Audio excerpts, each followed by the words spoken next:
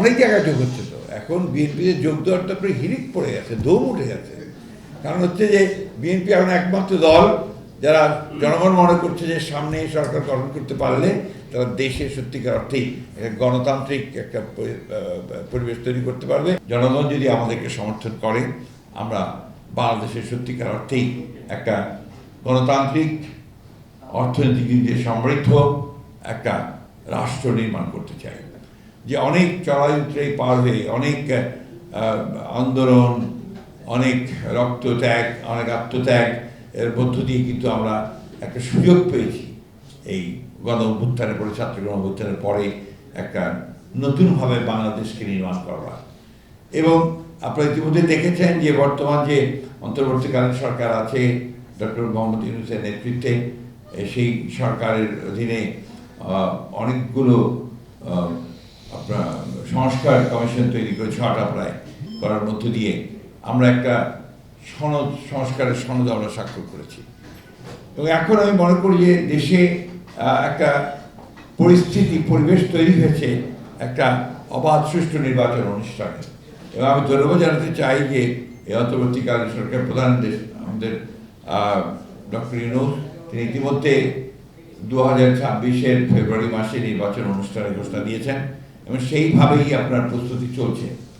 আমরা অত্যন্ত আশাবাদী যে দেশের মানুষ এই সুযোগটি গ্রহণ করে তারা তাদের যে প্রতিনিধিত্ব, অর্থাৎ তাদের ইলেক্টেড যে প্রতিনিধি, তারা একটা পার্লামেন্ট গঠন করবেন এবং সেই পার্লামেন্ট গঠন করার মধ্য দিয়ে তারা একটা জনগণের গণতান্ত্রিক সরকার প্রতিষ্ঠা করবেন। আমরা আশাবাদী যে ডক্টর রিজেক কিবরিয়ার এই যোগদান আমাদের এই কর্মকাণ্ডগুলোকে আরও শক্তিশালী করবে।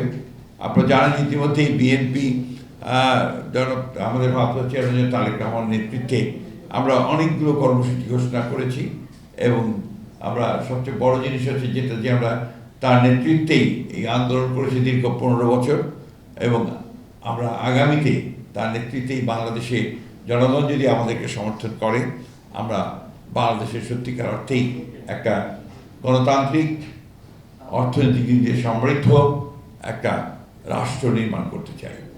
সেই রাষ্ট্র নির্মাণের অতীত অভিজ্ঞতা আমাদের রয়েছে। আপনারা জানেন যে আমরা ইতিপূর্বে প্রায় 3বার আমরা সরকার গঠন করেছি এবং তারও শহীদ প্রেসিডেন্ট জিয়া রহমানও রাষ্ট্র পরিচালনা করেছেন। আমাদের সমস্ত এই অভিজ্ঞতা থেকে আমরা অন্তত এটুকু বলতে পারি যে বিএনপি যদি সরকার পরিচালনার দায়িত্ব পায়, তাহলে অবশ্যই বিএনপি বাংলাদেশকে একটা সত্যিকার অর্থেই একটি গণতান্ত্রিক এবং একটা সমৃদ্ধ অর্থনীতি গড়ে তুলতে সক্ষম হবে। এটা একটা ভুল একটা শব্দ আপনি ব্যবহার করলেন। ব্যাপারটা হচ্ছে একটা রাজনৈতিক দল তো আপনার নিঃসন্দেহে আপনার গড়ে উঠে তৃণমূল থেকে শুরু করে একেবারে আপনার উপরের পর্যন্ত, এবং এখানে মেধার একটা বড় আপনার ভূমিকা থাকা উচিত। যে দল ডেলিভার করতে চায়, যে দলটা আপনার জনগণের কিছু কাজ করতে চায়, আজকালকার যে জটিল বিশ্ব পরিস্থিতি, সেই বিশ্ব পরিস্থিতিতে যারা মেধাবী মানুষ ছাড়া, এখানে যোগ্য মানুষ ছাড়া কিন্তু এখানে আপনার টিকে থাকা অত্যন্ত মুশকিল। আমি শুধু এটুকু বলতে পারি যে তিনি অসুস্থ এবং আমাদের চিকিৎসকরা কাজ করছেন, আপ্রাণ চেষ্টা করছেন, দেশি বিদেশি সমস্ত চিকিৎসকদেরকে যুক্ত রেখেই তারা চিকিৎসাটা করছেন।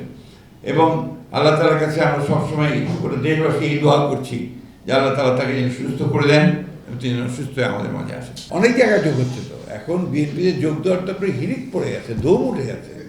কারণ হচ্ছে যে বিএনপি এখন একমাত্র দল যারা জনগণ মনে করছে যে সামনে সরকার গঠন করতে পারলে তারা দেশে সত্যিকার অর্থেই গণতান্ত্রিক একটা পরিবেশ তৈরি করতে পারবে এবং অর্থনীতি সমৃদ্ধ হবে।